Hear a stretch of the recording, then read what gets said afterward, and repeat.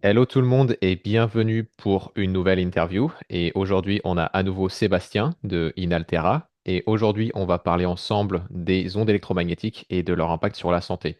Donc, la semaine dernière, donc a priori, ces interviews seront publiées à une semaine d'écart, on a parlé de la mise à la Terre ou grounding ou earthing. Et aujourd'hui, on va parler vraiment des ondes électromagnétiques tout particulièrement. Donc, Sébastien, merci à nouveau de nous donner de ton temps. Comment tu vas aujourd'hui? Bah, écoute, très, très bien. Comme d'habitude, ça va bien et je suis content de pouvoir partager, un sujet qui me passionne encore une fois. Ah, super, super, super. Moi aussi, je suis ravi de pouvoir partager ça. Et puis, comme je te l'ai dit lors de notre première interview, tu as vraiment une pédagogie qui est très bonne. Et j'ai le sentiment que, voilà, avec nos deux perspectives qui se complètent, ça permet vraiment à l'audience de comprendre ces concepts, surtout avec les ondes, comme on va le voir, qui peuvent paraître très abstraits. Donc, d'ailleurs, je te propose de commencer par ça, parce que j'ai le sentiment. Ensuite, voilà, je suis peut-être biaisé parce que je regarde pas forcément les mêmes informations que tout le monde, mais j'ai le sentiment qu'on entend de plus en plus parler des ondes électromagnétiques. Et j'ai aussi le sentiment que beaucoup de personnes n'arrivent pas à comprendre ce que c'est concrètement. Donc, pour vraiment nous mettre dans le bain de ce sujet, est-ce que tu peux nous expliquer, toi, à ta manière, qu'est-ce que c'est que ces ondes? Bah, écoute, moi je parle beaucoup d'électroconscience. En fait, l'électroconscience, c'est vraiment le fait de comprendre l'environnement électromagnétique pour agir avec de l'électro-bon sens et on a la capacité aujourd'hui d'avoir des appareils de mesure qui vont pouvoir nous montrer de façon chiffrée qu'effectivement, il se passe quelque chose d'invisible avec tout ce qui nous entoure en termes d'appareils électriques et d'appareils aussi haute fréquence qui sont tout ce qui est connexion à distance. Donc en fait, on parle vraiment des ondes électromagnétiques qui ne sont pas naturelles, puisque effectivement, les ondes électromagnétiques naturelles existent. Hein. On a parlé du champ électromagnétique terrestre, on a parlé du champ électromagnétique du corps. Le Soleil émet des ondes électromagnétiques, la lumière, ce sont des ondes électromagnétiques aussi, mais ce sont des ondes naturelles. Et là, on parle d'un sujet qui concerne les ondes électromagnétiques qu'on appelle non natives, qui ne sont pas naturelles. Et par exemple, pour ce qu'on avait parlé de l'électricité, on est sur du courant alternatif, alors que notre corps et la nature fonctionnent plutôt avec un courant continu. Donc vraiment, c'est plutôt ces ondes non naturelles qui ont une incidence sur la biologie du corps, où on va apprendre, comprendre, à avoir des bons gestes avec ces appareils qui nous entourent et qui font notre quotidien aujourd'hui. Hmm. Ouais. Ouais, je te remercie. Moi, si tu permets, je vais même prendre une perspective même presque plus fondamentale et vraiment revenir aux bases. Et il y a quelque chose que tu as dit, je vais appuyer là-dessus. Tu as dit la lumière, c'est une onde électromagnétique. Et effectivement, dans notre vocabulaire courant, on a tendance à distinguer les deux. On dit, bah, là, c'est la lumière et puis là, il y a des ondes. Et en fait, alors là, j'ai pas l'illustration avec moi, mais si on regardait ce qu'on appelle le spectre électromagnétique, ça va des ondes radio C'est dont on a ça. tous entendu parler voilà, dans notre quotidien, jusqu'aux rayons gamma, voilà, avec la radioactivité, des choses comme ça. Et en fait, la seule différence concrète entre de la lumière et des ondes électromagnétiques, c'est que la lumière, en fait, on peut l'apercevoir. Oui. Et encore, on parle de lumière infrarouge qu'on ne peut pas percevoir à l'œil nu et de lumière ultraviolette. Mais en fait, lumière et ondes électromagnétiques, sont des choses, c'est la même chose. La seule différence, c'est que comme on est humain, on a notre perspective d'humain et on dit, bah, la lumière, c'est quelque chose qu'on peut voir avec l'œil, donc on appelle ça de la lumière. Donc ça, c'est la première chose. La deuxième chose que je vais dire, c'est que ce sont des choses, les ondes, qui existent depuis la nuit des temps. Ça a toujours été présent. Euh, et même si on ne pouvait pas les mesurer il y a encore peut-être 250 ans, elles étaient déjà là. Et comme je l'ai fait, je crois, la semaine dernière pour la partie 1, vis-à-vis de la mise à la Terre, il ne faut pas oublier que dans le corps, il y a de l'électricité. Il y a des choses qui se passent. Sébastien vient de rappeler le champ électromagnétique du corps, notamment du cœur, du cerveau, qui sont des choses qu'on peut mesurer notamment dans les hôpitaux. Et j'avais parlé, il me semble, la semaine dernière du système nerveux, avec le courant électrique qui passe dans les synapses, les signaux nerveux. Et j'avais parlé aussi des mitochondries, dans lesquelles il y a littéralement la production d'énergie se fait grâce à un gradient électrique entre les protons et les électrons. Donc protons, des charges positives, électrons, charges négatives. Et ce qu'il faut réaliser, si on revient vraiment à la définition, par exemple, d'un champ magnétique, c'est tout simplement un champ qui vient affecter les charges en mouvement. ou les charges, voilà, les particules chargées, ni C'est plus ça. ni moins. Donc la façon dont on peut se représenter ça, parce que c'est encore abstrait, c'est si vous regardez une boussole, l'aiguille qui pointe vers le nord, eh ben, c'est littéralement un corps, l'aiguille, un objet qui est affecté par le champ magnétique de la Terre. Donc on voit que, en l'occurrence, le champ magnétique de la Terre affecte le comportement d'un objet qui est sensible aux ondes magnétiques, en l'occurrence, au champ magnétique. Mais il se trouve que dans le corps, il y a aussi des choses qui sont sensibles au champ magnétique. L'eau, même si c'est une substance qui n'est pas paramagnétique, on appelle ça, c'est une substance qui va être influencée par, je ne veux pas être trop technique non plus, mais je vais aussi vous donner des informations, c'est une substance qui va être influencée par les champs magnétiques, électromagnétiques, parce que ça forme un dipôle. Un dipôle, c'est tout simplement une molécule avec un pôle nord, un pôle sud. Donc un peu comme une boussole. Et par exemple, l'oxygène, on sait que c'est plutôt important, l'oxygène, hein. Euh, L'oxygène est une substance qui est paramagnétique. Et en ce sens, paramagnétique, ça veut simplement dire qu'elle a une grosse affinité pour les champs magnétiques. Donc, je vous donne ces éléments-là pour que vous réalisiez que on sait déjà à peu près ce qui se passe dans le corps, et on sait que les substances qu'il y a dans le corps sont sensibles aux champs électromagnétiques. On sait que le corps euh, émet ses propres champs électromagnétiques, et donc cela va de soi que euh, les champs électromagnétiques de notre environnement influencent notre santé. C'est le cas avec le soleil, on en a déjà parlé, enfin j'en ai déjà parlé sur la chaîne. C'est le cas avec la mise à la Terre, le champ magnétique de la Terre dont on a parlé ensemble avec Sébastien la semaine dernière. Et c'est le cas avec toutes les autres ondes électromagnétiques dont on va parler aujourd'hui. Voilà, je voulais juste un petit peu poser cette base-là. Je ne sais pas si tu as quelque chose à ajouter, Sébastien, mais c'est pour voilà, que vraiment tout le monde comprenne à peu près, ah d'accord, c'est à ça que ça ressemble. Oui, c'est ça. Souvent pour essayer de simplifier, le champ électromagnétique, en fait, c'est le champ électrique qui génère un champ magnétique et on l'appelle électromagnétique. Et donc, souvent, les ondes radio ont des grandes ondes et puis plus on rapproche de la 4G, 5G, 6G, plus les ondes sont rapides. Et c'est en ça, les ondes qui sont longues vont très loin et les ondes qui sont rapides vont moins loin mais sont plus puissantes. C'est pour ça qu'on voit des antennes 5G partout et des antennes radio beaucoup plus éloignées. Absolument, oui, il y a besoin d'un relais pour pouvoir continuer de propager l'information qui est contenue dans le monde, absolument. Et Exactement. ouais, la dernière image que je vais donner, c'est, j'ai parlé de la boussole. Une autre façon de voir la même chose, c'est juste une girouette qui va suivre la direction du vent. Donc si on considère que le vent, c'est comme les ondes électromagnétiques, bah, la girouette, elle suit, tout simplement. Et en fait, c'est le cas de toutes les particules chargées. Elles sont sensibles aux champs électromagnétiques. Donc voilà, c'était juste pour poser les bases. Parfait. Euh, donc selon toi, Sébastien, euh, notre corps est-il naturellement fait pour vivre avec les ondes? Alors moi, tu sais, je parle toujours de l'observation de la nature et c'est très important d'avoir cette base de référence pour moi. Dans la nature, l'homme, le corps humain a évolué depuis des milliers d'années sans avoir ces ondes électromagnétiques qui ne sont pas naturelles, qui sont générées par nos appareils du quotidien.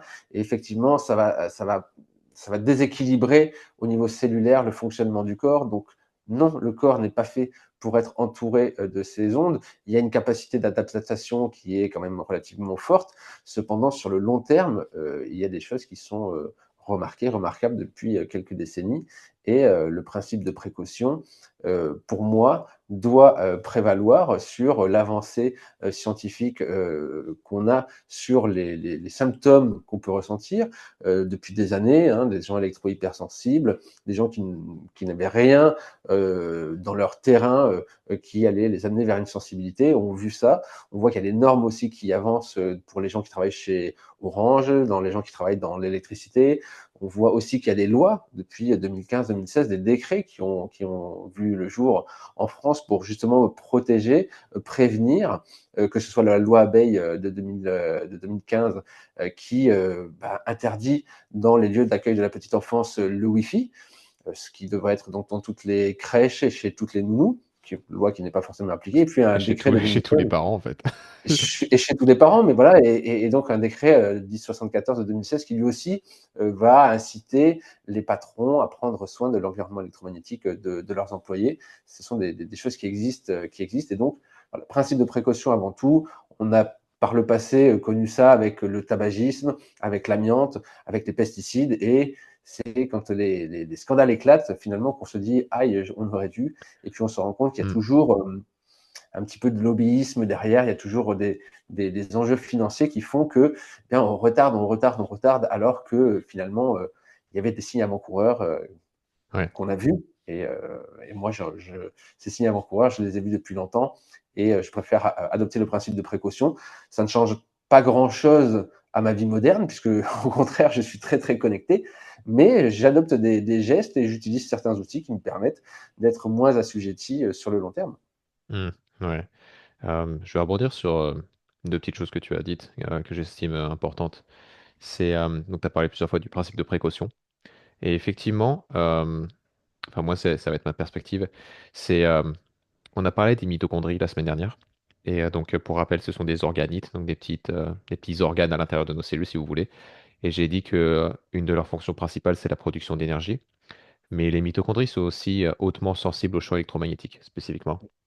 Et en fait, même si on prend un tout petit peu de recul et que on se pose la question, bon, si depuis 100 ans, même moins que ça, il y a des champs électromagnétiques que notre biologie n'a jamais vus avant, au minimum, ça va être notre physiologie va se poser des questions. Alors, qu'est-ce que c'est que ça? Au minimum. Et ça peut créer à l'échelle vraiment des mitochondries, à l'échelle cellulaire, une certaine vigilance, même si on prend du recul. Donc, il y a déjà ça. Et la deuxième chose, tu as mentionné brièvement, Sébastien, la recherche scientifique. Il y a un principe qui est important de garder à l'esprit, c'est que l'absence de preuve n'est pas la preuve d'absence. Et quand il s'agit de choses potentiellement néfastes, il faut effectivement faire preuve de prudence. Parce que c'est pas parce qu'on n'a pas encore prouvé que ça avait un impact négatif que ça n'en aura jamais. Et effectivement, ensuite, il y a les forces financières, politiques, etc. On n'a pas besoin d'aller là-dedans, mais de toute façon, c'est évident, il y a énormément d'enjeux derrière les télécommunications. Hein. Sans télécommunications, on ne vivra pas dans le même monde. Donc il y a énormément d'enjeux, que ce soit à nouveau financier ou que ce soit politique, peu importe. Donc voilà, pour toutes ces raisons-là, c'est là que je rejoins vraiment Sébastien et c'est pour ça que je voulais avoir Sébastien spécifiquement pour parler de ce sujet-là. C'est vraiment la notion de euh, c'est quelque chose qui n'est pas du tout naturel, c'est pas prêt de partir. Euh, et on commence à avoir de plus en plus de preuves, d'exemples où c'est néfaste pour certaines personnes. Euh, et surtout, comme on va y venir, la plupart des gestes sont faciles. En fait, ça va pas dramatiquement changer notre quotidien. Et la dernière chose que je vais dire, c'est sur les choses qu'on voit déjà, c'est l'impact de ces ondes sur les insectes. Oui. Parce qu'on sait qu'il y a beaucoup d'insectes qui se repèrent avec les champs magnétiques. Et notamment les insectes pollinisateurs, qui sont vraiment perturbés, notamment par les antennes 5G. Et donc ça, on sait déjà. Et donc même si on met de côté les humains pour un moment, euh, l'impact de ces ondes sur les populations de pollinisateurs, par exemple, ça va nous affecter tôt ou tard. Parce que si les abeilles sont perdues et qu'elles peuvent soit pas trouver les plantes à butiner, soit pas retrouver leur ruche, eh ben on va avoir de moins en moins d'espèces pollinisées et donc de moins en moins de fruits et légumes à consommer, etc.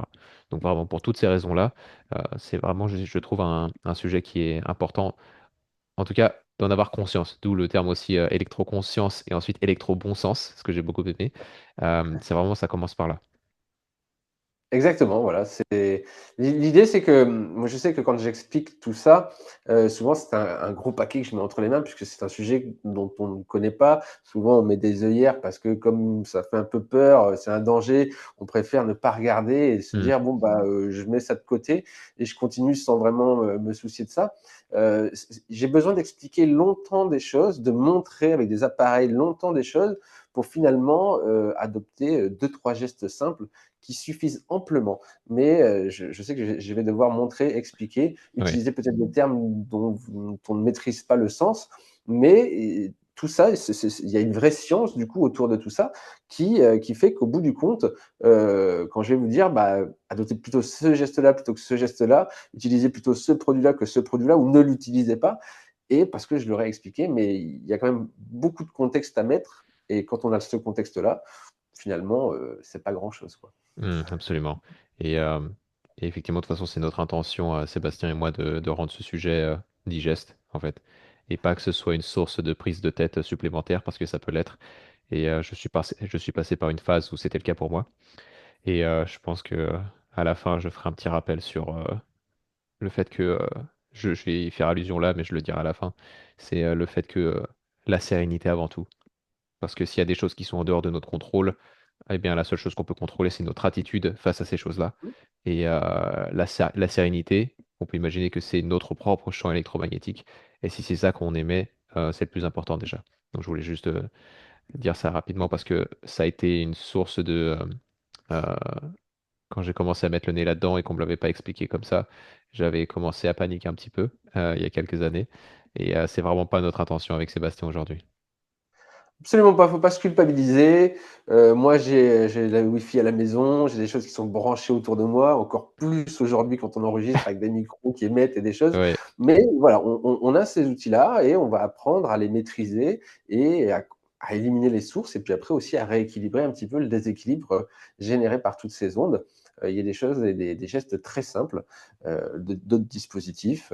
Voilà, donc on est là pour Mhm. en parler Absolument. tranquillement. Voilà. Et du coup, avec ton expérience, Sébastien, est-ce que, alors peut-être que toi, tu as mis un petit peu le nez dans certaines des études, ou du moins, on a peut-être partagé certaines, mais il y a aussi ton expérience, toi, avec des clients. Quels sont les effets connus, ou du moins soupçonnés, des ondes artificielles sur la santé? Alors, on se base toujours, sur, une exposition, sur des longues périodes. C'est-à-dire que, sur des expositions entre, 4 et 8 heures par jour, d'accord? On est vraiment sur des expositions longues et sur le long terme. Qu'est-ce que ça va avoir, comme incidence? On sait qu'il existe des gens électro-hypersensibles, aujourd'hui, donc de plus en plus en France, c'est reconnu. Il y a quelques années, c'était encore, dit comme maladie psychiatrique, et malheureusement, ces gens-là souffrent, enfin, moi, j'ai des gens qui me disent, je me demande si je ne suis pas électro-hypersensible. Je leur réponds, si vous êtes électro-hypersensible, vous le savez. Il y a pas de doute à avoir. Donc, qu'est-ce qui s'est passé? C'est que cette capacité adaptative s'est rompue et ils ont une sensibilité à ça. J'ai quelques cas de personnes qui ont réussi, après avoir modifié leur environnement, changé les choses et leurs habitudes et changé pas mal de choses, ont réussi à récupérer un peu, mais souvent, il y a besoin d'avoir une période pour trouver une quiétude et donc, ce que ça provoque dans le corps, déjà au niveau physiologique, on sait que les ondes électromagnétiques vont déséquilibrer le système physiologique et donc générer du stress oxydatif, des radicaux libres. Et tout ça, ça va engendrer de l'inflammation, ça va engendrer des maux de tête, ça va engendrer de la perte de concentration, un manque de sommeil ou en tout cas un mauvais sommeil. Et ça, c'est ce qui se passe et ce qu'on ressent le plus souvent. Vraiment, ce sont ces symptômes-là qui vont cacher derrière d'autres symptômes qui pourront être plus graves si l'exposition perdure et si le corps n'a pas cette capacité à pouvoir se défendre, n'est jamais rééquilibré. Là, il y aura des choses dans le temps qui vont se faire connaître. Hmm. Ouais. Ouais, tout à fait. Euh, donc, je vais pas expliquer le fonctionnement des mitochondries comme la semaine dernière, mais effectivement, on peut se dire que quand il y a des champs électromagnétiques qui ne sont pas natifs, donc qui sont artificiels, et que en sachant que la production d'énergie au niveau des mitochondries se fait à l'aide de la circulation des protons et des électrons, on peut spéculer au moins, mais c'est ce qui est observé avec les symptômes courants que vient de décrire Sébastien, que il va y avoir une chute de la production d'énergie. Et comme je l'ai dit la semaine dernière, le problème des mitochondries, c'est que moins elles produisent d'énergie et plus elles produisent de radicaux libres et inversement. Et du coup, on peut se retrouver dans une situation où ça peut créer un peu des cercles vicieux. C'est-à-dire que les radicaux libres ont besoin d'électrons ou du moins d'antioxydants pour être gérés, mais on a de moins en moins d'énergie qui est produite, donc on peut de moins en moins gérer tout ça. Et en fait, effectivement, ça commence un petit peu par de la fatigue, du brouillard mental, on a la tête dans le chou un petit peu, on est juste pas en pleine forme, quoi, on n'est pas très clair. Et effectivement, en fait, comme ça touche les mitochondries, ça peut créer, en fait, ça peut du moins contribuer à quasiment n'importe quel symptôme, en fait. Parce qu'à partir du moment Mm. où on touche à la production d'énergie, on touche à tout. Comme je crois que j'avais donné l'exemple du smartphone, c'est si le téléphone n'a plus de batterie, que je parle de l'application mail, Instagram, et, tenez un coup de fil, peu importe, ça va pas marcher parce que j'ai pas d'énergie. Donc, ouais, effectivement, c'est des choses qui peuvent avoir tout un tas d'impacts sur ces choses-là. Et Et tout, en ce qui concerne les 4 à 8 heures par jour, je pense que c'est la plupart d'entre nous, on est au moins exposé à ça, du moins si on vit en ville. Et donc, c'est pas irréaliste non plus comme critère, c'est là où je veux en venir. Euh, et du coup, je vais te poser cette question-là explicitement, mais tu as un petit peu fait allusion. Est-ce que les effets sur la santé dépendent de la durée d'exposition? Donc, a priori, oui, mais aussi de l'intensité et de l'âge. Oui, si tu veux, les normes sur lesquelles je me base, donc, ce sont les normes de la bobiologie. La bobiologie, BAU, biologie, ce sont les normes de l'habitat sain qui donnent une norme d'exposition.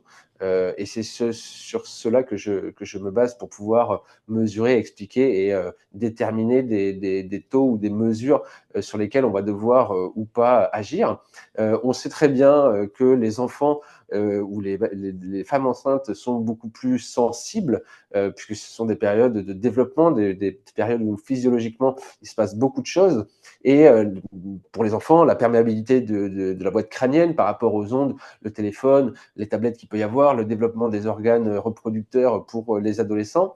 En pleine force de l'âge, il y aura toujours quelque chose, mais entre 20 et 45 ans, c'est toujours des moments où le corps est un petit peu plus à même de se défendre. Et puis, plus on va vieillir, plus le corps aura du mal à s'adapter ou en tout cas à réagir. Et donc, il y aura toujours ces deux périodes-là qui seront propices à avoir peut-être plus de facteurs qui seront soucis dans le corps, tout simplement.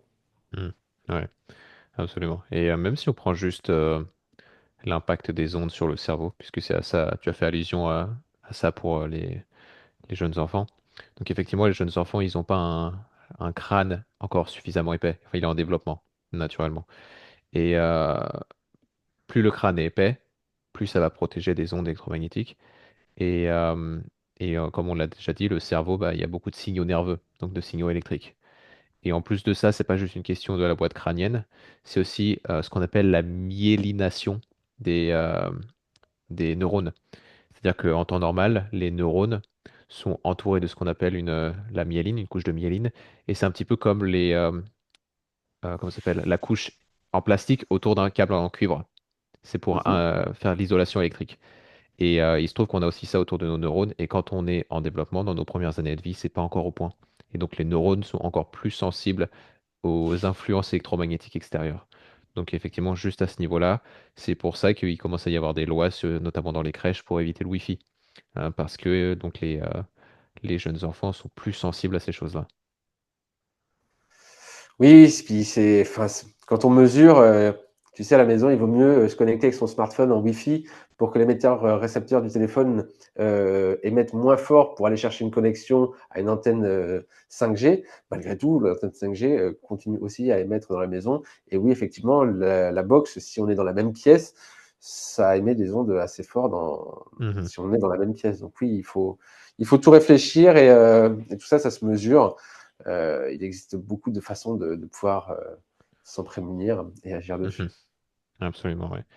Et selon toi, ou je sais pas si tu as vu de la recherche, si tu as de l'expérience là-dessus, mais est-ce que tu as une théorie concernant le fait que, donc j'ai ma perspective, mais j'ai envie d'entendre la tienne, pourquoi certaines personnes semblent très sensibles, donc électro-hypersensibles, alors que d'autres ne ressentent rien? Est-ce que tu as des explications ou des théories là-dessus? Tu sais, j'ai des gens qui deviennent électro-hypersensibles du jour au lendemain, sans que ça prévienne, d'accord. Des gens qui sont électro-hypersensibles parce qu'ils ont eu des amalgames dans la bouche dentaire Hmm, et ça a créé de la sensibilité. Moi, quand je mesure, que je fais un test, quand je fais des conférences et que je mesure la tension induite dans le corps de plusieurs personnes à la suite au même endroit avec le même cadre, la tension induite est plus ou moins forte en fonction des métaux lourds qu'on peut avoir dans le sang, des broches qu'on peut avoir dans le corps, des baleines de soutien-gorge, des bijoux, de tout un tas de la monture des lunettes, de tout un tas de choses qui font que ça va influer sur notre réceptivité. Et plus on va recevoir, plus. Et puis après, il y a beaucoup de déconnexion à la Terre aussi. Plus on est déconnecté, plus on est sensible. C'est le terrain, en fait. Hein. mhm, Moins on aura une bonne alimentation, plus le corps ne sera pas vraiment sain, plus il sera à même à dysfonctionner. hmm. Ouais.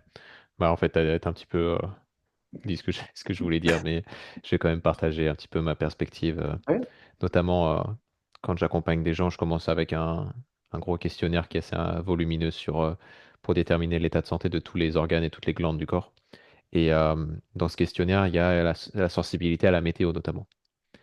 Et en fait, il est relativement connu, pas, je ne vais pas dire connu, mais relativement connu que plus on est dans un état de stress, notamment au niveau du cortisol dont on a parlé la semaine dernière, euh, plus on est sensible aux aléas météorologiques. Et en fait, selon moi, c'est un petit peu la même chose avec l'électro-hypersensibilité. C'est qu'effectivement, s'il y a beaucoup de stress, si le système nerveux il est déjà à plat, on va être plus sensible à ces choses-là. Tandis que si à l'inverse, on est plus résilient parce qu'on a des réserves nutritionnelles, qu'on est bien reposé, etc., on va tout simplement mieux répondre à ces choses-là. Mais non, je pense que je te rejoins à ce niveau-là. Ouais. Et effectivement, mais on va y venir dans les mesures concrètes qu'on peut faire au quotidien. La déconnexion à la Terre est clairement ça n'aide pas, quoi. Non, ça permet vraiment, on l'avait dit, hein, pourquoi le lien sur la mise à la terre et les ondes sont deux passions et qui se rejoignent à un moment donné. C'est que les ondes génèrent du stress oxydatif, des radicaux libres. La mise à la terre permet de capter des électrons pour rééquilibrer ça. Et donc, la vraie seule protection face aux ondes, il y en a deux, mais la première, c'est la non-exposition. Hmm, Donc, plus on va comprendre comment ça fonctionne, moins on va être exposé, plus ce sera une vraie protection. Et l'autre façon de s'en protéger, ce sera l'effet cage de Faraday, où là, on ne sera pas atteint par ces ondes. Tout le reste ce sera du rééquilibrage. Tout ce qu'on peut voir comme dispositif à utiliser, ça sera pour rééquilibrer physiologiquement le corps qui est exposé aux ondes. ouais, absolument. Absolument. Ouais, et puis je crois qu'on l'a mentionné la semaine dernière, mais c'est pas pour rien que la plupart des circuits électriques sont mis à la Terre. Et qu'en fait, en ce sens, si on voit le corps humain comme tout un tas de circuits électriques, ce qui est plus ou moins le cas, même si on regarde uniquement le système nerveux, euh, la, la mise à la Terre nous procure un certain ancrage, en fait, une certaine stabilité électrique qui permet d'éviter que voilà, ça part dans tous les sens. Exactement. Ouais. Euh, alors, donc concrètement, quelles sont les principales sources d'ondes auxquelles on est exposé au quotidien? Donc, alors, Alors, je vais refaire la distinction juste pour être clair aux ondes artificielles. Parce qu'on a toujours le soleil, on a toujours la Terre, on a toujours les personnes autour de nous, nos propres champs magnétiques. Mais si on met les trucs naturels de côté, quelles sont les principales sources d'ondes artificielles auxquelles nous sommes exposés au quotidien? Alors, je différencie toujours ça en trois groupes. Premièrement, et c'est vraiment ce type d'onde-là sur lequel on a la main, ce sont les champs électriques, champs électromagnétiques basse fréquence, tout ce qui est lié à nos appareils branchés. Ça, vraiment, on a la main dessus, on va en parler peut-être assez longuement, pièce par pièce, parce que vraiment, ce sont des gestes simples, et donc champ électrique. Ensuite, on a le champ magnétique, qui est lié, lui, à tout ce qui va être souvent moteur, les transformateurs, qui va être les roues des voitures électriques, tout ce qui va être ventilateur. Mais ça, encore une fois, ces champs magnétiques, mis à part l'éloignement, c'est très compliqué d'agir dessus. Donc, j'en parle quasiment pas parce que l'idée, c'est qu'on ne se trouve pas à côté d'un transformateur, on est rarement tout le temps à côté d'un ventilateur. Enfin, ces champs magnétiques, on y est moins assujetti. Et puis, il y a les champs électromagnétiques haute fréquence qui sont liés à toutes nos communications à distance, Wi-Fi, Bluetooth, 5G. Et là, c'est beaucoup plus compliqué d'y échapper. On va en parler aussi, mais et on peut avoir des objets pour essayer de contrecarrer tout ça, mais ça reste compliqué puisque ce sont des ondes qui sont vraiment partout Hmm. dans la pièce, autour de nous, partout. Alors que les champs électriques, à mesure où on s'en éloigne, eh bien, on est moins exposé. C'est pour ça que, par rapport à tous nos appareils électriques, il y a vraiment trois façons qui sont les plus simples pour agir dessus. C'est de débrancher l'appareil dont on ne se sert pas, c'est de s'éloigner de l'appareil dont on se sert et qu'on ne débranche pas, ou de mettre à la terre, et ça on va le montrer après, mettre à la terre des appareils électriques qui ne le sont pas, et je vais l'expliquer après comment, pourquoi ces appareils le sont, ne le sont pas. Ouais, super. Eh ben, avant de te donner justement l'opportunité de commencer à parler des gestes simples, parce que je pense que tu vas avoir des choses à nous dire, et je vais juste partager. En fait, c'est quasiment dire la même chose que toi, mais c'est dans avec un petit moyen mnémotechnique qui est facile à retenir. C'est un petit peu, pour résumer, l'hygiène électromagnétique et qu'est-ce qu'on peut faire concrètement. Et moi, je l'avais appris, c'est les 3 D. Et c'est un petit peu ce que tu as dit, hein. Le premier D, c'est déconnecter. Donc si on peut, bah, on se déconnecte ou on débranche. Ouais. Si on peut pas se déconnecter ou si on peut pas débrancher, le deuxième D, c'est la distance. Mmh. Parce que tout ce qui est les ondes électromagnétiques, ça fonctionne selon la loi, on appelle ça la loi inverse carrée. Ce que ça veut dire en français, ça veut dire que si je double la distance entre moi et la source, et ben en fait, ça divise pas par 2 mais par 4. Donc c'est 2 au carré. Donc, par exemple, si j'ai mon téléphone là et que je divise par 2, ça a divisé l'intensité pour mon cerveau par 4. Et si je me mets là, par 8, disons. Enfin, donc il y a cette concept de loi inverse carrée. Donc le premier dé, c'est déconnecter. Deuxième dé, c'est distance. Et si je ne peux pas changer la distance, c'est le troisième dé, c'est la durée. Donc j'essaye de Mmh. m'exposer juste moins longtemps. Je voulais juste partager ça parce que moi, ça m'aide à le retenir. Et en général, les gens, ils aiment bien les petits moyens mnémotechniques. Mais du coup, là, je te demande à toi, Sébastien, concrètement, quels sont les gestes simples que chacun peut mettre en place aujourd'hui pour réduire voilà, les potentiels effets néfastes? Donc, tu fais ça comme tu veux. Tu avais dit pièce par pièce, tu peux faire avec tes 3 catégories. Voilà, vraiment, je te laisse l'espace, c'est à toi de voir comment tu peux faire. Alors, comme j'ai dit, on va vraiment parler des choses sur lesquelles on a la main et ce sont les champs électriques. Tous nos appareils électriques branchés sur le 50 Hz vont générer un champ électromagnétique et on va y être assujetti dans tous les logements. Dès qu'on met le compteur en route, eh bien, dans les câbles des murs, il y a de l'électricité. Et puis tous les appareils qu'on va brancher, dès qu'on va brancher un appareil dans le mur, on va ouvrir un robinet. Il faut vraiment le voir comme ça. Chaque appareil branché dans le mur, on va ouvrir un robinet. Dans les murs, vous avez des sources. Et dès que vous branchez, eh bien, tout le long de l'appareil, on va se retrouver avec une source. Et cette source va rayonner et quand on est à proximité. Donc, généralement, on a 4 pièces dans lesquelles on est dans la maison, la chambre, le bureau, le salon, la cuisine. Okay, et c'est des endroits où on est en statique. Et on parlait d'exposition sur du long terme.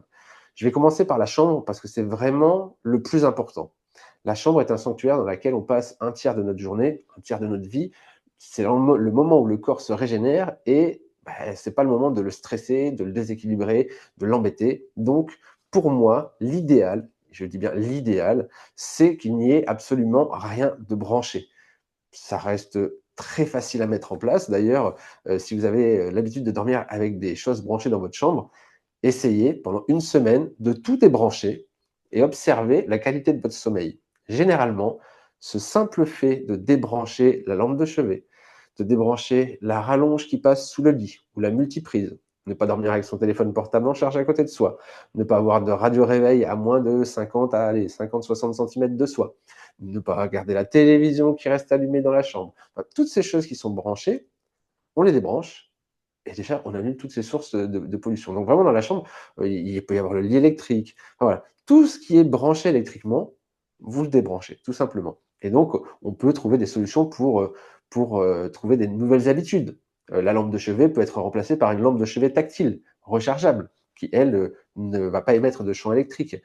Pour le radio-réveil, on peut utiliser son téléphone en mode avion. Important de mettre son téléphone en mode avion aussi. Et puis, on peut voilà, trouver des gestes pour ne rien avoir de branché. Est-ce que toi, tu as des choses que tu fais en ce moment dans ta chambre ou d'autres conseils? Non, pour moi, c'est vraiment la base de débrancher le plus possible. Et voilà, si besoin, moi j'ai une petite lampe, mais sur batterie, que je garde Hein. pas trop près, mais à portée de main pour si j'ai besoin d'éclairer. Et c'est une lampe qui émet de la lumière rouge, hein, pour pas perturber le rythme circadien.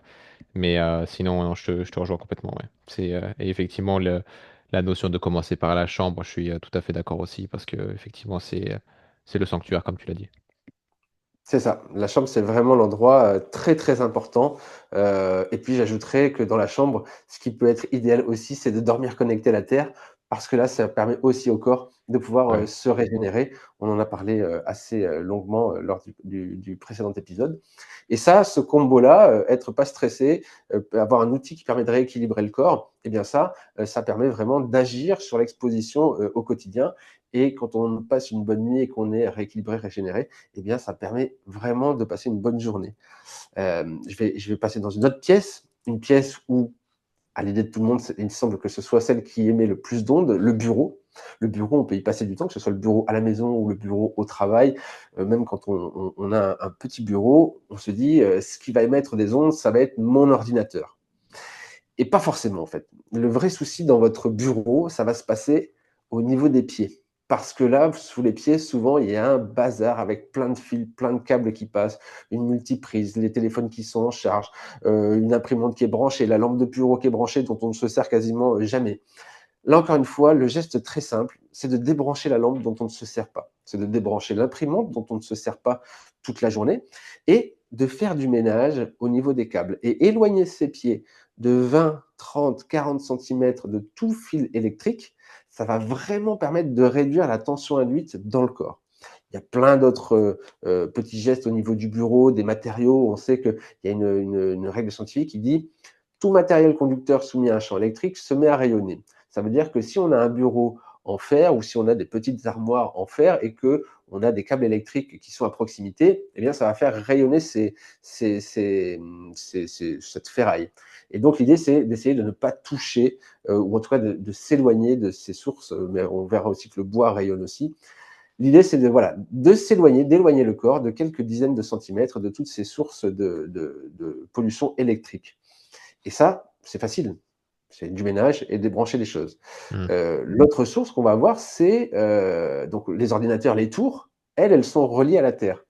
Et puis, on a des ordinateurs portables qui, de moins en moins, sont reliés à la Terre. Je pense notamment aux Mac, qui ont, alors pour montrer un petit peu qu'est-ce qu'une prise qui n'est pas reliée à la Terre, ce sont tous nos appareils qui ont une Hmm. prise comme celle-là. Okay, elles n'ont pas la Terre, et donc la Terre sur une multiprise, vous avez ce petit éton métallique, et donc ici, on ne peut pas le relier à la Terre.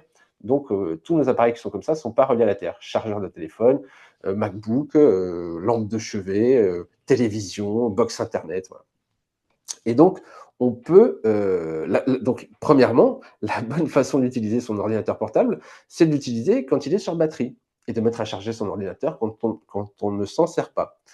Si on s'en sert et qu'on doit le mettre en charge, là, l'ordinateur va émettre un fort champ électrique qui va émettre une tension induite dans le corps qui va représenter entre 70 à 80 fois la norme. C'est-à-dire qu'on peut avoir entre 70 et 80 volts de tension induite dans le corps. Et pour agir dessus, on peut tout simplement mettre à la terre cet ordinateur avec un câble USB terre, un câble que je fais fabriquer par exemple, qui permet d'être mis à l'USB d'un côté et d'être remis à la terre, ce qui permet de créer la connexion. Ça se présente comme ça, un câble USB terre. C'est d'un côté port USB et d'un autre côté, je ne sais pas si on le voit bien, une petite goupille comme ça qui se met sur le téton de la prise de terre. Et ça permet de ramener à la terre le champ électrique. Tous nos appareils qui fonctionnent aujourd'hui avec une prise connectée à la terre, concrètement la machine à laver, la cafetière, tous ces gros appareils électriques, ils sont reliés à la terre pour pouvoir nous mettre en sécurité. C'est-à-dire pour pouvoir, si jamais il y avait un dysfonctionnement électrique, ramener le courant à la terre pour éviter que si ce dysfonctionnement passe par nous, que ce soit nous qui faisions la mise à la terre et que le courant circule à travers nous. Et donc, aujourd'hui, nos appareils, nos chargeurs de téléphone ne sont pas reliés à la Terre parce que ce sont des appareils de catégorie 2 qui ont une double isolation et qui ne nécessitent pas de mise à la Terre en termes d'électricité. Mais en termes de champ électrique, ils émettent un champ électrique qui va nous parcourir. Et ça, on peut aussi le mesurer très facilement avec des appareils d'électriciens pour voir que, effectivement, ce champ électrique a quelque chose, enfin, en tout cas, intervient dans notre corps.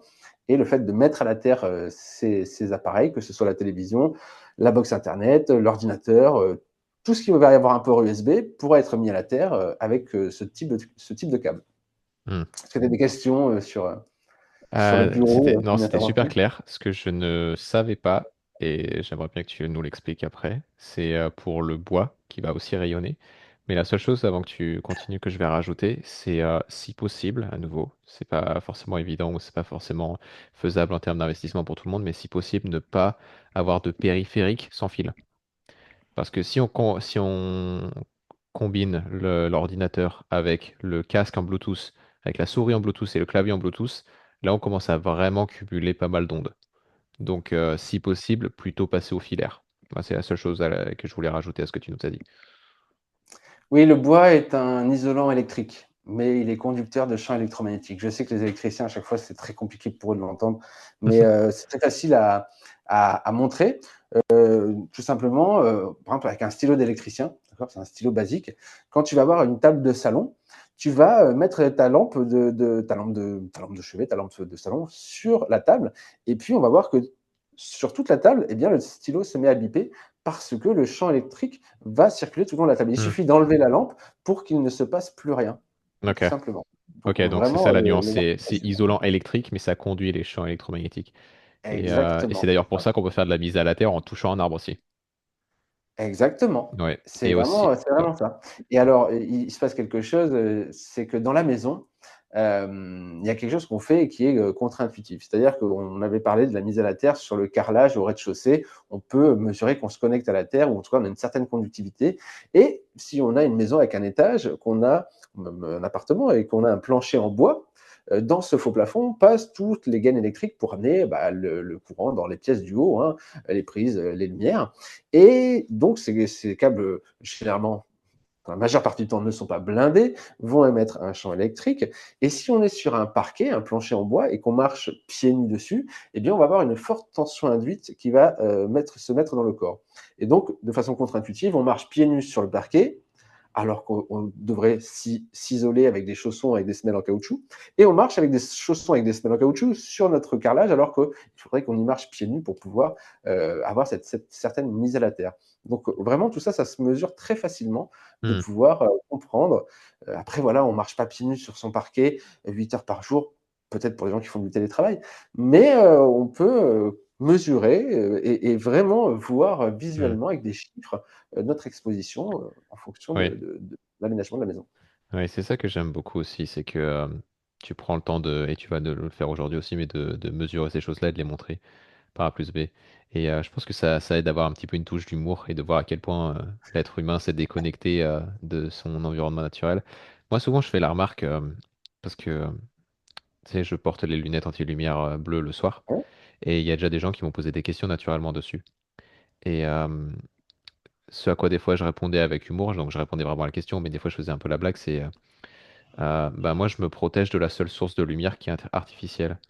Parce que si on regarde la plupart des gens, ils se protègent uniquement du soleil et jamais de la lumière artificielle. Et en fait, il y a beaucoup d'inversions comme ça dans notre mode de vie moderne qui est c'est tellement normalisé qu'on le remet même plus en question. Et je pense que ça aide d'avoir un petit peu d'humour dessus et bien évidemment de compassion, hein. Toi, tu l'as dit, on était tous ignorants au début, hein. Et, euh, Mhm. et en fait, c'est vrai qu'on a tendance à faire les choses un peu à l'envers, l'espèce humaine. Donc ouais, c'est assez amusant. Assez amusant. Bah, moi, pour vivre dans ce monde connecté, j'ai plein d'outils, de gadgets, de choses qui permettent de faire différemment. Tu parlais des écouteurs Bluetooth. Effectivement, les écouteurs Bluetooth, on sait que ces petits dispositifs placés à côté du cerveau eh bien, émettent des ondes assez fortes pour capter le téléphone qui est 2 pièces à côté. Et ben là, on a ça juste à côté des oreilles. Les casques filaires sont très bien aussi. Mais par expérience, je pense que tout le monde a fait cette expérience. Quand on écoute un podcast, au bout d'une demi-heure, 3 quarts d'heure, on peut avoir cette sensation de chauffe de l'écouteur parce qu'il y a un effet d'antenne des ondes des radiofréquences. Et donc, par rapport au haut-parleur, hein, je parle, le haut-parleur en lui-même fait antenne. Et donc, on a cet échauffement qui est ni plus ni moins le même effet que le micro-ondes, en fait, hein. Les cellules d'eau sont activées et donc on a cette sensation de chauffe. Et donc, maintenant, il existe des écouteurs qu'on appelle des écouteurs stéthoscopiques. Donc, ce sont des écouteurs filaires aussi qui vont avoir la capacité de déporter le haut-parleur. C'est-à-dire que le haut-parleur, au lieu de l'avoir ici, il est déporté juste ici. Et donc là, on a des tubes en plastique creux, d'accord, qui vont pousser le son par l'air.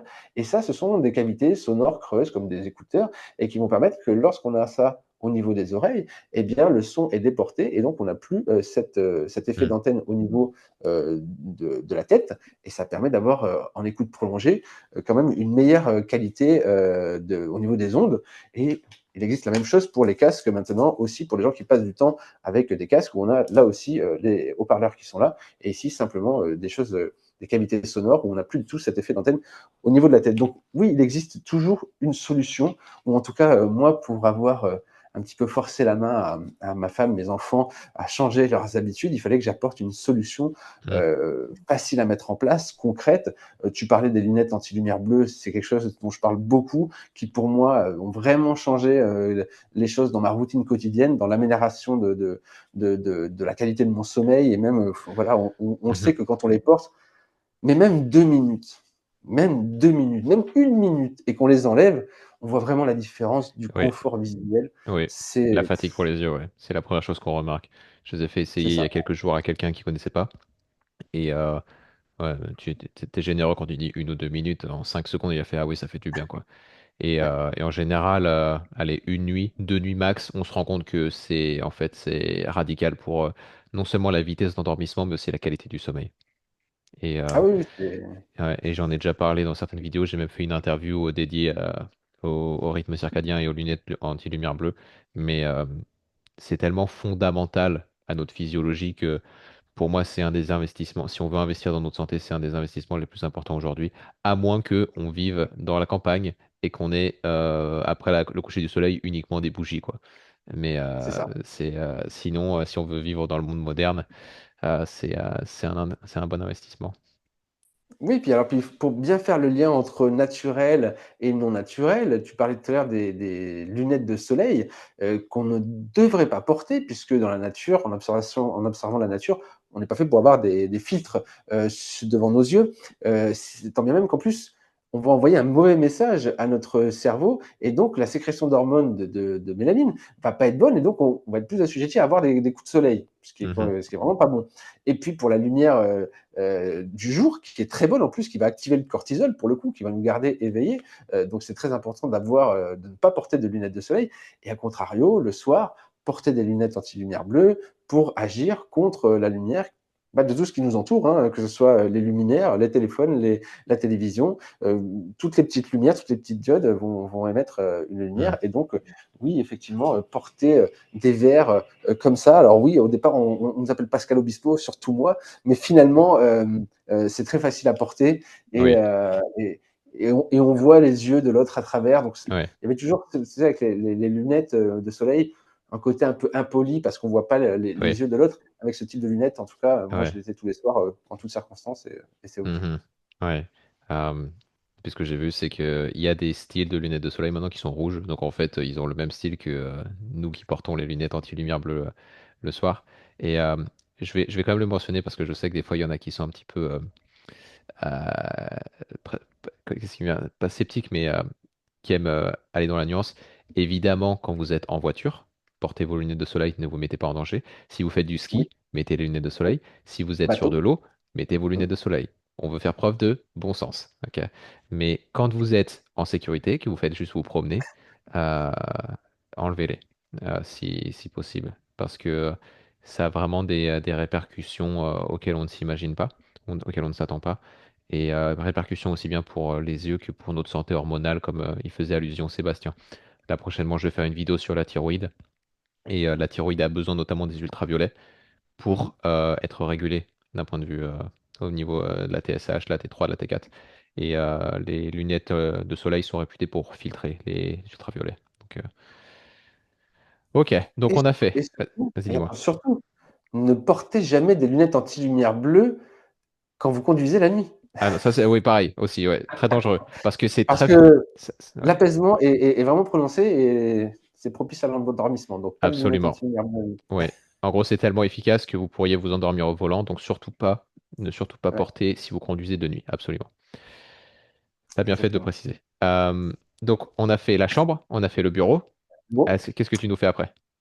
eh bien, on passe pas mal de temps aussi dans notre salon. Mhm. Dans le salon, J'y suis. on va avoir toujours un endroit où on va avoir la télévision, on va avoir le démodulateur.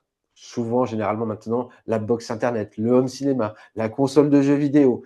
Et dans ce point-là, il y a vraiment une multiprise. Et là, on a plein de choses qui sont branchées, des fils qui traînent, cachés derrière.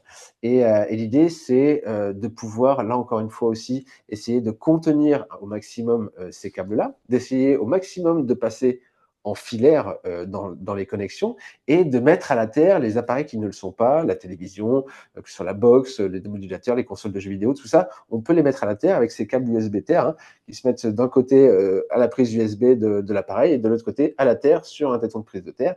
Et tout ça, ça va permettre de réduire le champ électrique. Et donc, c'est vrai que généralement, quand on est à 2 mètres, 2 mètres 50 sur son canapé, eh bien, la tension induite dans le corps n'est pas très forte. Mais il y a ce qu'on appelle la ionisation de la pièce. Souvent, on a fait l'expérience quand les plombs ont sauté dans la maison, eh bien, on se rend compte que c'est pas parce que la lumière s'est éteinte, c'était en pleine journée, et on sent que l'atmosphère est différente. Il n'y a pas ce petit sifflement, il n'y a pas ce, tu vois, c'est beaucoup plus apaisé. Eh bien, c'est ça la ionisation, c'est qui se passe en permanence, l'électricité dans l'air, si tu veux, tu vois. Mhm. Et ça, c'est très important de comprendre que quand on ramène le champ électrique à la Terre, eh bien, on va apaiser cette tension dans la pièce. Donc, agir là-dessus, c'est important. Le canapé, s'il est électrique, lui, il ne sera pas relié à la Terre, puisque quand on va le brancher, il ne sera pas relié à la Terre. Donc, deux astuces. La première, on utilise une rallonge multiprise avec un bouton. On allume le bouton pour le mettre en marche. On éteint le bouton quand on a fini. Et ça permet de ne pas avoir une grosse tension induite dans le corps. Ou on peut mettre à la terre directement la structure métallique du lit avec un câble qui permet, avec une pince crocodile d'un côté et Du à la lit, terre de du l'autre. canapé, tu veux dire?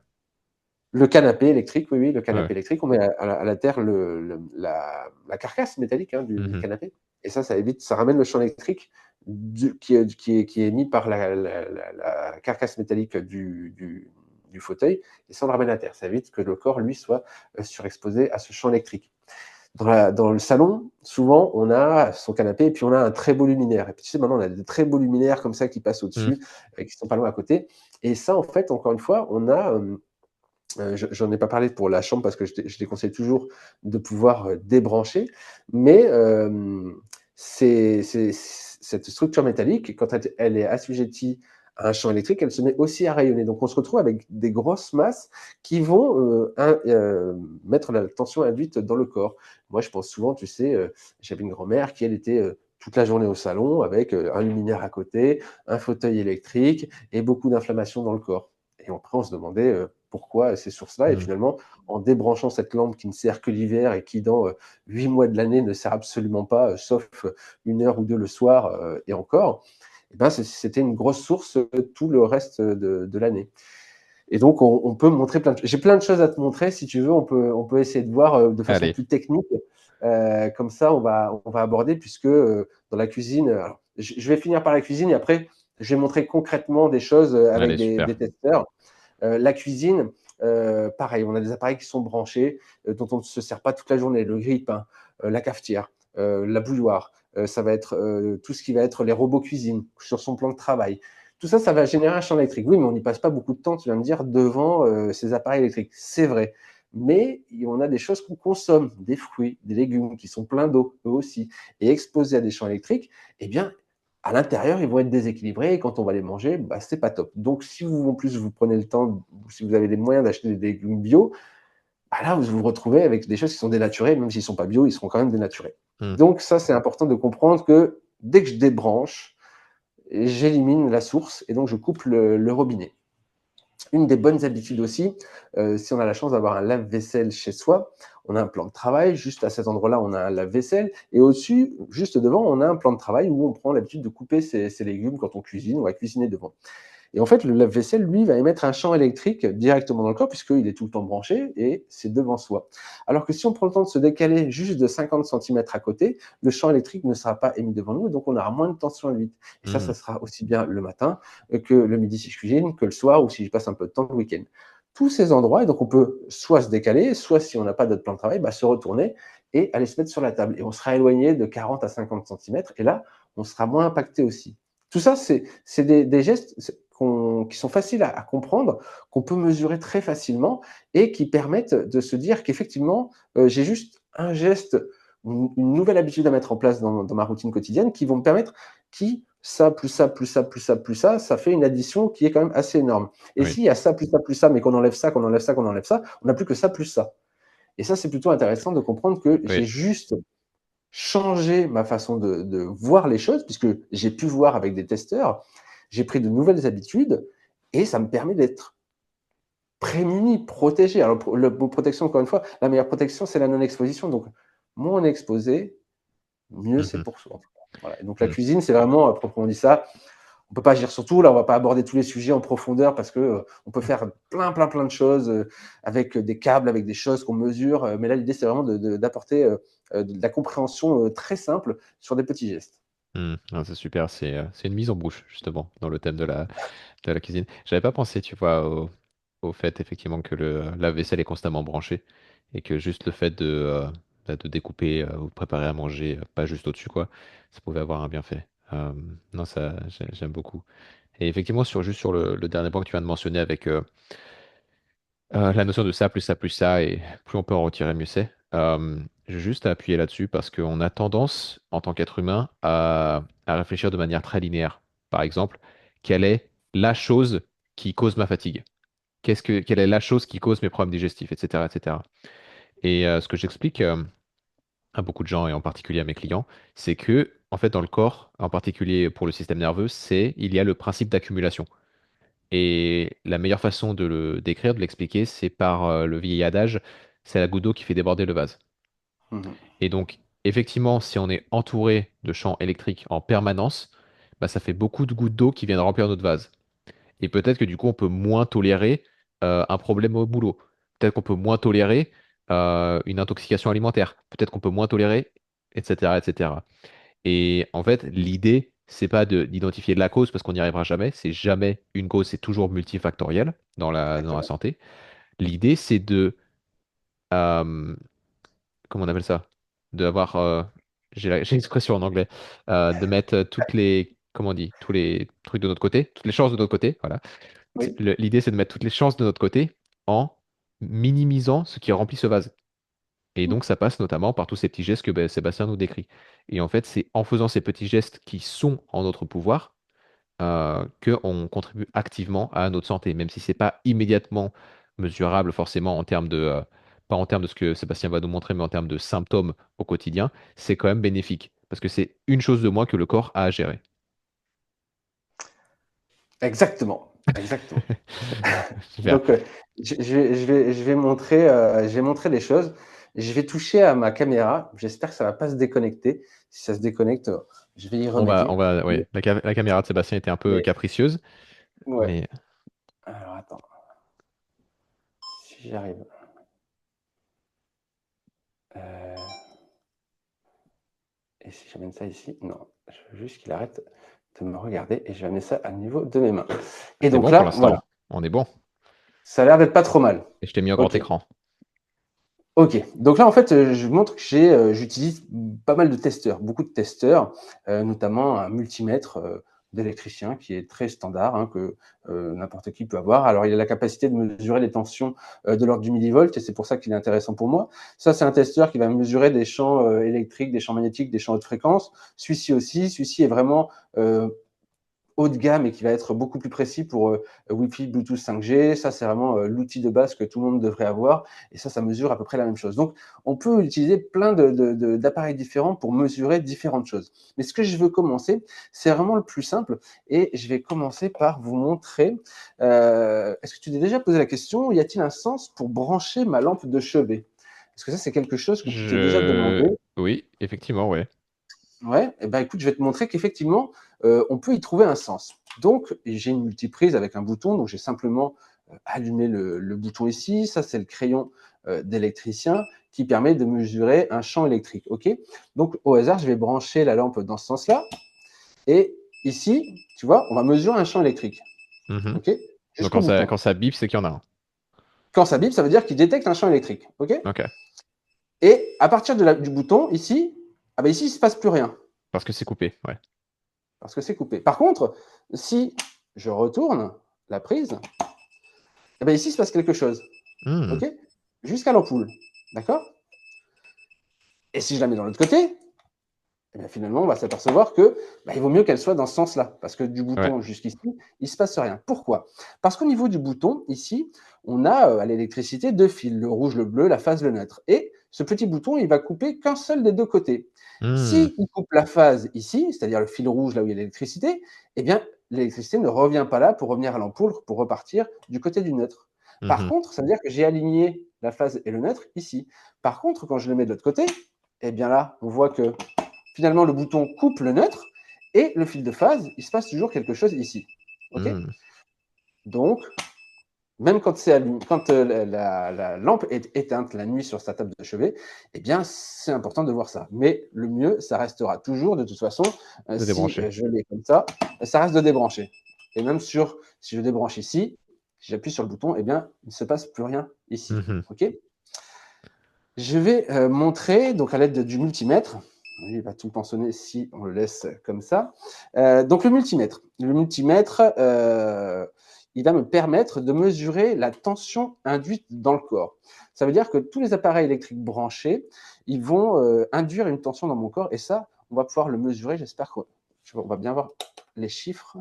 Est-ce Alors, que tu vois les chiffres? C'est pas assez. difficilement. Je vais peut-être comme ça alors. Alors, ouais, mais en fait, on les voit à l'envers parce que la caméra, ça a été inversé sur un effet miroir. Donc, il va falloir que tu nous les lises. Alors, il va falloir que je te les lise, mais peut-être que ce sera aussi un petit peu visible. Donc là, en fait, je vais pouvoir mettre le fil noir à la Terre, ce qui permet d'avoir la référence du potentiel électrique de la Terre, c'est-à-dire 0 volts.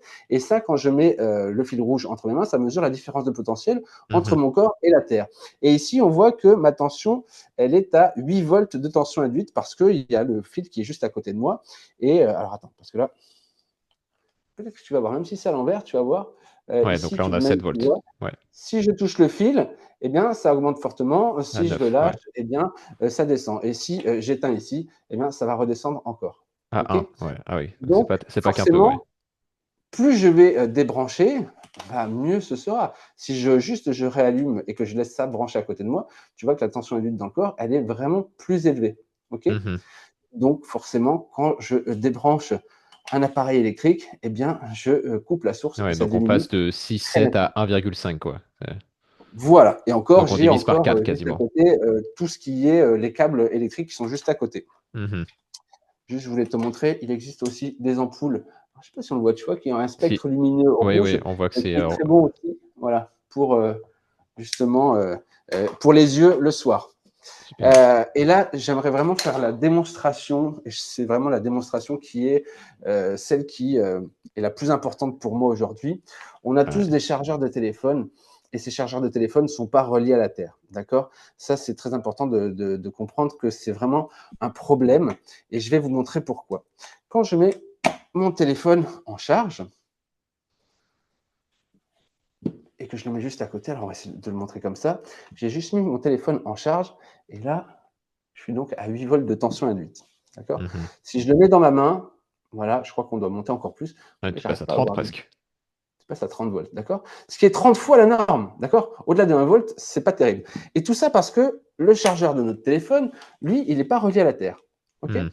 Et ce qui se passe, c'est que on peut agir, on peut mettre à la Terre un chargeur, d'accord? En utilisant, ici, on a deux ports USB, d'accord? Je vais mettre mon téléphone en charge sur un des deux ports USB et puis je vais utiliser le câble USB Terre pour mettre à la terre le chargeur. Tu vois? Et donc, on va essayer, c'est moins évident, mais on va essayer de faire comme ça. J'ai le téléphone dans ma main. Ici, tu vois, il est en charge. Donc là, on Et a 18, 19. 19. Et si je mets à la terre le chargeur, bah là, ça redescend. Ouais, on est descendu à, j'ai l'impression, 2. Ouais, J'aurais ouais. 5 à l'envers, c'est 2. OK. Ouais. Donc ça, Ouais. j'ai mis à la terre le chargeur. Et ça, Mhm. c'est hyper intéressant de le faire parce que avec ça, on va pouvoir le mesurer aussi. Ici, je ne vais pas pouvoir mesurer le champ électrique. Du moment où j'enlève ça, il Ouais. détecte un champ électrique. D'accord? Et là, il ne se passe plus rien. Mhm. Donc ça, c'est la façon, depuis des années, où je mets à la terre mon chargeur de téléphone. Mhm. OK? Par contre, je vais te demander de prendre euh, 2 petites secondes très solennelles parce que je vais te présenter quelque chose que tu n'as jamais vu de ta vie. Ok. Écoutez bien, je vais vous montrer quelque chose. Vous n'avez jamais vu cet objet de votre vie, vous imaginez même pas qu'il existe. Et c'est quelque chose qui arrive et qui d'ailleurs est disponible maintenant au moment où on voit la vidéo. Je crois que tu me l'as montré, moi. Mais. C'est un chargeur de téléphone qui, lui, est relié à la Terre. OK? Mhm. Ça Donc avec n'existe là, nulle part. justement, le troisième, le trou. Exactement. Et donc, c'est un chargeur avec des ports USB, USB-C, donc très pratique, qui lui fait 65 watts, va permettre une recharge rapide. Et donc, quand on le met dans le chargeur et qu'on met son téléphone en charge, tout simplement, eh bien, on va voir que la tension induite dans le corps, bah, elle est quasiment nulle. C'est-à-dire que je peux avoir ça dans la main, la tension induite est très basse, Ouais, on est à et le crayon, lui, 1,7. et que le crayon, lui, il détecte absolument rien au niveau Mhm. du câble partout. Donc ça, ce nouvel outil, ce nouveau chargeur, c'est vraiment quelque chose qui va révolutionner le quotidien de chacun parce que notre téléphone, on le met en charge au moins une fois par jour, si ce n'est plus pour certains. On a des enfants qui jouent avec leur téléphone, qui rechargent leur tablette, qui l'ont devant eux. Et ça génère vraiment une source Ouais. de Je pense stress surtout aux très, très enfants, ouais, importante. avec leur tablette, ouais. Exactement. Donc cet outil-là a vraiment changer la donne par rapport à la source de stress qu'on a au quotidien. C'est vraiment quelque chose qui va vraiment changer la donne. En tout cas, moi, j'en ai un pour chacun de mes enfants et j'ai pris beaucoup plus tranquille avec ça. Donc Ouais. là, tu vois, on a montré des choses avec le téléphone qui est en charge, mais j'aimerais juste prendre une petite seconde parce que on a parlé des champs électriques, mais on va aussi se servir de ce dispositif pour essayer de montrer ce qui se passe quand on met son téléphone en mode avion. Tu vois? Mhm. Ça aussi, c'est intéressant de pouvoir, le voir aussi. Donc là, j'ai mon téléphone qui est juste, en Wi-Fi, d'accord? Donc Donc là, on on se voit base qu'on sur le son, hein, de l'appareil. se base sur le son, mais on voit aussi au niveau là et il suffit juste que je passe en mode avion et une fois qu'il va basculer en mode avion, alors attends, pourquoi il y a Parce que des fois, il y a encore le Wi-Fi et le Bluetooth activés, même en il y mode a encore avion. le Wi-Fi qui est actif, Ouais. mais quand je suis à l'étage, on voit vraiment la différence. C'est-à-dire que là, je suis à alors attends, j'ai même pas mes lunettes. Je suis à 7 volts, par mètre et si je le remonte, je passe à 18, 27, tu vois, j'arrive à des pics 28. Ok, ouais. C'est-à-dire qu'on arrive vraiment à redescendre le taux d'exposition. Mhm. Donc c'est vraiment très important. On peut mesurer aussi la même chose quand on utilise les oreillettes Bluetooth. Ouais. Tu vois, quand on utilise les oreillettes Bluetooth aussi, avec ce genre d'appareil, on voit vraiment très rapidement que ce qui passe sur nous est quand même très fort et c'est vraiment des choses qui sont à éviter. Ah, je sais pourquoi. Non, non, je sais pourquoi ça redescend pas autant. C'est parce que j'ai la caméra qui est là, qui émet avec mon Oui, avec le micro micro, cravate. etc. Et c'est Ouais, ça qui fait que c'est une source qui est très exact. polluante. Et je suis très pollué en ce moment. Je vais essayer de rebasculer la caméra vers moi. Allez. Mais en tout cas, Et voilà. même avec ça, on a pu voir une différence quand tu es passé en mode avion. Et il y a un autre facteur, maintenant avec les téléphones, surtout les plus récents, même en mode avion, il va continuer la recherche Wi-Fi. Et donc, Oui, c'est important de se méfier et de vraiment aller voir dans les paramètres. Et des fois, il continue la recherche Wi-Fi et la recherche Bluetooth, même en mode avion. Donc, si on veut vraiment minimiser les ondes, notamment si on se balade avec le téléphone dans la poche et qu'on n'a pas particulièrement envie de recevoir un appel, moi, la plupart du temps, j'ai mon téléphone pour écouter des podcasts ou de la musique et j'ai pas forcément envie d'être joignable. Je désactive tout. Je désactive tout et là, je suis sûr qu'au moins, je suis tranquille. et puis on a déjà mesuré aussi iPhone qui émet des pics. Alors c'est pas en permanence, mais il y a des pics d'émission par rapport à la géolocalisation. Donc on sait que même éteint, voilà, il faudrait pouvoir enlever la batterie. On ne peut plus enlever les batteries. Hmm. Et donc en ce qui concerne donc la façon de se prémunir de tout ça, il existe des pochettes, tu sais, Faraday, qui ont Ouais. justement l'effet Faraday avec du tissu anti-ondes, avec des boucliers. Et ça va vraiment permettre selon comment on l'utilise, soit d'avoir l'effet cage de Faraday, c'est-à-dire que le téléphone, quand il est dedans, on le referme correctement. Là, on a une cage de Faraday, on coupe l'émetteur-récepteur, on n'est plus joignable. Et puis, on a une seconde poche qui est juste devant, qui n'entre pas dans le tissu anti-ondes et qui permet, quand on met le tissu anti-ondes entre le corps et soi, d'avoir un effet bouclier du rayonnement direct des Hmm. ondes. J'ai un autre bouclier, un bouclier de poche qu'on peut mettre dans la poche et on met son téléphone entre soi et le téléphone et ça permet d'avoir un effet bouclier. La petite métaphore que j'aime bien faire, c'est en fait comme quand on ouvre un parapluie face au vent, eh bien si on est derrière le parapluie au plus proche, on sera protégé du vent. Si on met sa tête sur le côté, on sera assujetti au vent et plus on va s'éloigner, plus on va avoir du vent. Donc on sera toujours joignable, mais le rayonnement direct va vraiment être moins impactant sur le corps. Ça va pouvoir renvoyer tout ça. Sur la box internet, on peut, si on a tous la box à la maison, les box en général, elles nous permettent de capter le Wi-Fi entre 12 et 15 mètres chez soi. D'accord. C'est pour ça qu'on capte aussi le signal des voisins, mais plus on s'éloigne, on capte moins bien. Ça veut dire que même si chez soi, on capte 5, 6, 8 signaux Wi-Fi, ça ne veut pas dire qu'on est assujetti à la même puissance que notre propre box. C'est souvent notre propre Absolument. box qui est la source la plus puissante à laquelle on est assujetti. Et donc, on peut mettre une housse de tissu anti-ondes par-dessus qui va permettre de réduire l'intensité du signal. C'est-à-dire qu'on va toujours capter aussi bien, mais moins loin. Parce que les ondes de la Wi-Fi sont très puissantes et passent à travers ce maillage de tissu anti-ondes et permettent de capter en général entre 5 et 7 mètres. On divise à peu près par 2. Sauf que le taux d'exposition, quand on est dans la même pièce, il est divisé par 10, voire plus. Donc, c'est vraiment pas négligeable d'utiliser ce type Mm. de housse pour vraiment réduire l'intensité du signal dans laquelle Mm. dans la pièce dans laquelle on se trouve. C'est très important, surtout si on a la Wi-Fi dans le salon ou dans la chambre ou si on est dans un petit appartement. Ça peut Ouais. être intéressant. Et c'est généralement quand on dit et la Wi-Fi des voisins, comment je dois faire? Bah, soit tu le sensibilises, soit tu lui fais un petit cadeau et tu lui montres que lui, ça change rien, mais toi, tu es moins assujetti. Et Ouais. voilà. Ouais. Et je crois qu'on l'a pas dit, mais moi, c'est ce que je recommande. C'est vraiment quelque chose de facile aussi. C'est désactiver le Wi-Fi la nuit. Oui, C'est parce qu'a priori, on l'utilise pas quand on dort. Et c'est ça. c'est quelque chose de très facile à faire. Et bon, là, c'est plus un gros changement, mais ceux qui ont vraiment la détermination, c'est ne plus du tout utiliser de Wi-Fi et tout faire en RJ45, donc en prise Ethernet. Oui. C'est un peu plus un investissement, c'est potentiellement moins pratique, mais c'est faisable aussi pour ceux qui sont vraiment déterminés, quoi. Oui, on peut même avoir à partir de sa box un câble de 4 ou 5 mètres et avec un adaptateur USB-C, mettre Internet sur son téléphone Absolument, très ouais. rapidement, hein. C'est Ouais. vraiment Donc possible aussi. le téléphone est en mode avion, mais il est connecté à Internet, donc on peut avoir Exactement. WhatsApp, etc. Exactement. Hmm. Je voulais juste aborder un sujet important pour finir, tout le sujet de tout ce qui est branché, et que peut-être tu as pas pensé tout de suite, mais le Linky. Je sais que ça revient très Hmm. souvent, le Linky. J'y pensais aussi, Donc mais heu, tu peux y aller. donc le Linky, quoi dire à propos du Linky? C'est un vrai sujet à controverse, à débat et le Linky, en fait, ce qu'on sait, c'est que c'est un vrai mouchard. Vraiment, il va donner des informations, sur notre consommation électrique à l'intérieur de notre maison. Malgré tout, quand on démonte le Linky, quand on essaie d'analyser les ondes émises par ce compteur, bah, les taux sont pas très forts, tu vois? Ce qu'on mesure, c'est pas très fort. Malgré tout, j'ai des gens qui deviennent électro-hypersensibles parce que, le Linky a été, installé chez eux, dans l'appartement, derrière, voilà. Ils savent pas, ils se demandent: «Mais qu'est-ce qui se passe?» et ils se disent: «Mais ça», ils se mettent ça en corrélation et ils comprennent que ça vient de ça.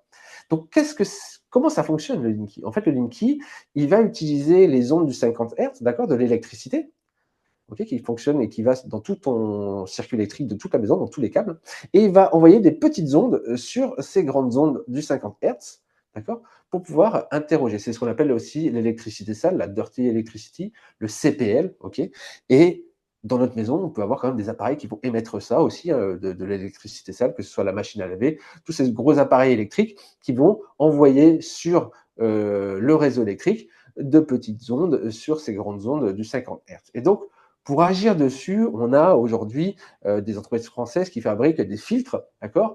Des filtres qui vont se poser soit au niveau du compteur, ça c'est un électricien qui va le poser, qui va permettre de filtrer directement les ondes du Linky. Malgré tout, il pourra en rester une infinité sur le réseau à cause des appareils qui sont branchés. Ou on peut avoir des petits dispositifs qui sont comme, tu vois, comme des programmateurs qu'on va mettre directement dans une prise où il y a la terre et qui vont servir d'éponge un petit peu. Tu vois, le courant va rentrer ici et puis il va ressortir. Et à l'intérieur, eh bien, ça va pouvoir filtrer ces petites ondes sur les Ouais, grandes ça ondes filtrerait sans impacter. oui, dirty electricity, l'électricité sale.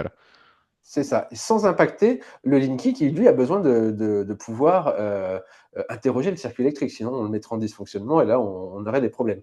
Donc, ça permet vraiment de réduire la pollution sur le circuit électrique dans toutes les pièces, dans tous les murs, dans tous les sols auxquels on peut être assujetti. On peut agir comme ça. Le fabricant, voilà, il dit il faut les mettre aux endroits stratégiques, un proche du Linky, un proche de la machine à laver, et puis on peut mettre un proche de la chambre pour vraiment réduire tout ça et puis réduire ces petites ondes. Donc, on peut le faire soit parce on est sensible aux ondes, soit par prévention.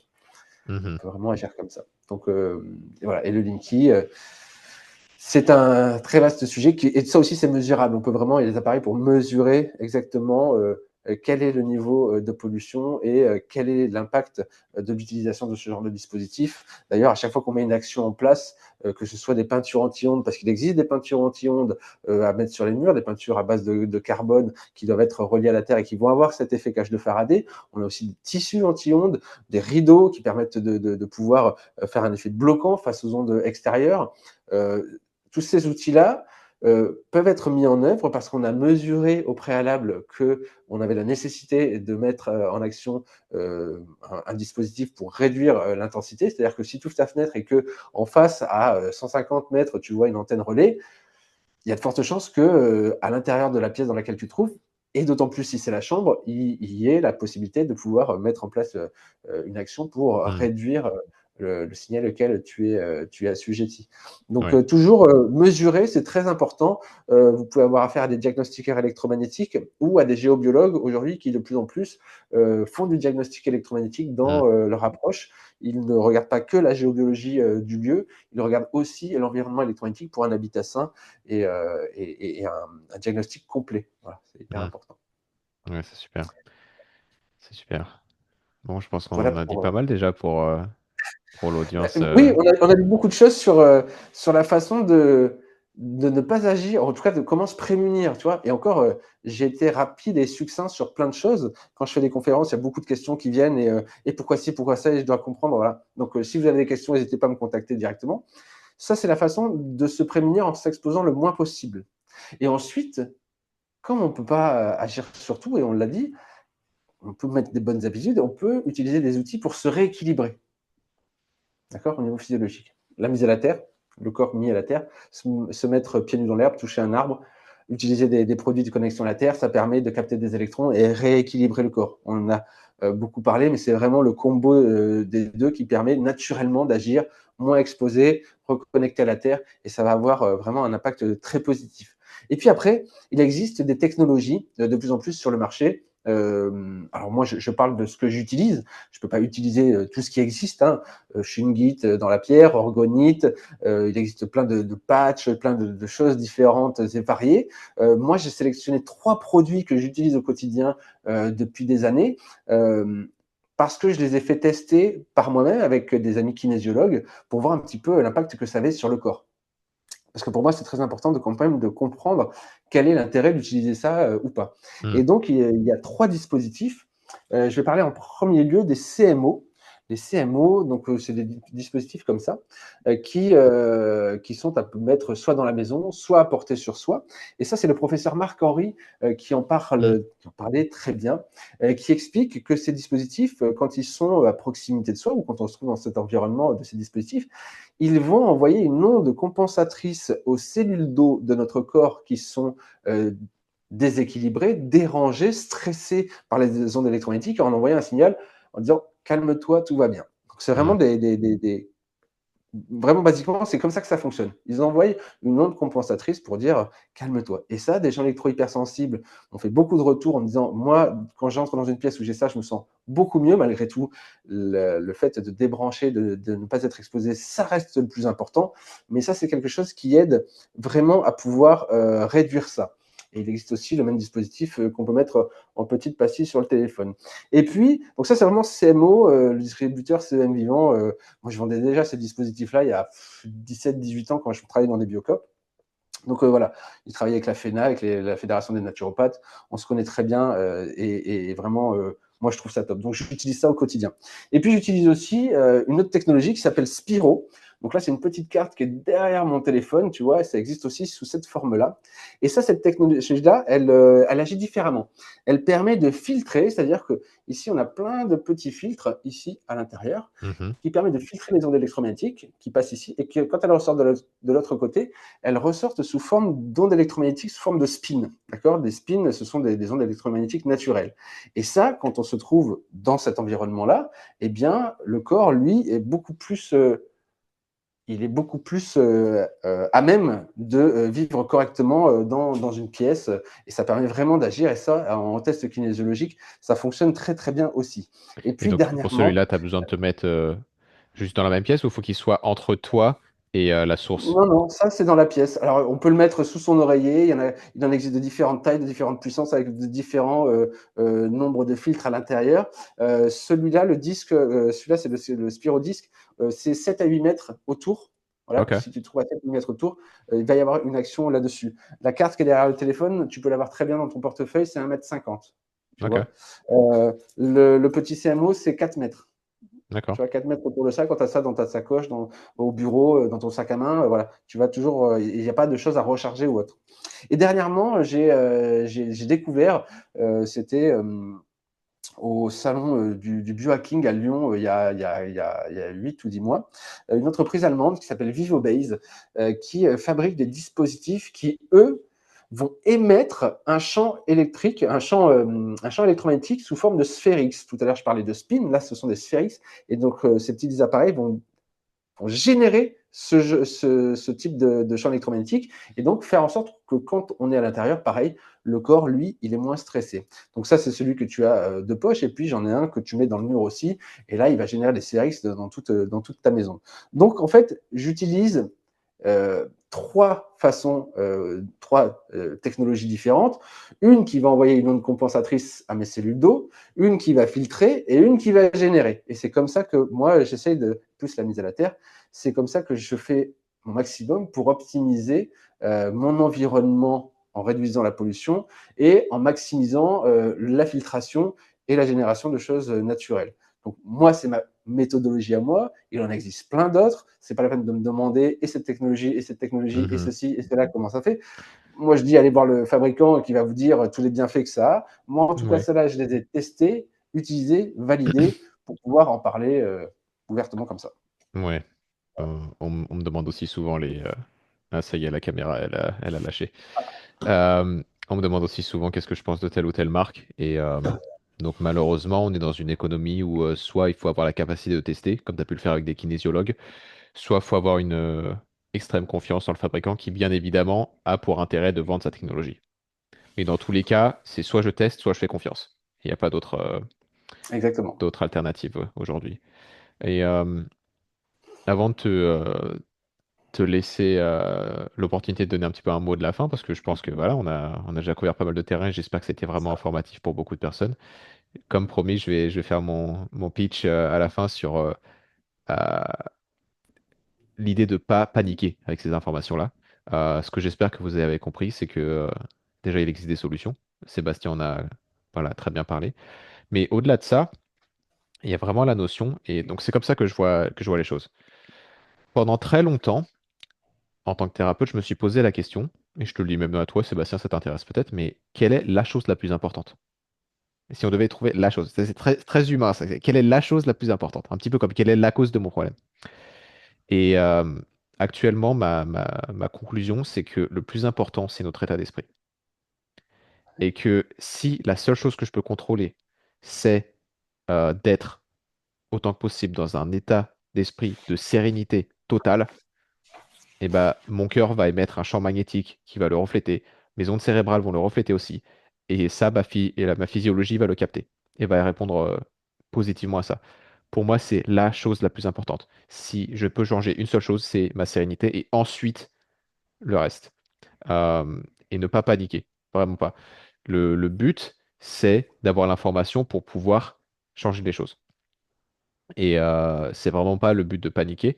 Le but, c'est voilà, d'avoir un peu plus d'informations pour agir positivement dans notre vie. Donc c'est un petit peu ça que je voulais dire, mais au minimum, euh, voilà, dites-vous que la source de champ électromagnétique bénéfique la plus puissante, c'est votre état d'esprit. Vraiment. Exactement, vraiment. Et en plus, c'est vraiment une des seules choses sur lesquelles on a la main, en fait. Tu vois, Hmm. les choses débranchées, on a la main dessus. Notre façon de penser, on a vraiment la main dessus. Personne d'autre va nous. Et encore, on se parasite soi-même. Tu lis vraiment l'état Souvent. d'esprit. C'est vraiment notre façon de voir les choses, de voir le verre à moitié plein ou à moitié vide. Moi, dans ma vie, j'ai appris avec le temps. Bien sûr, on apprend. Moi, tout ce que je vous raconte, je ne l'ai pas su et je ne l'ai pas appliqué en 2 jours.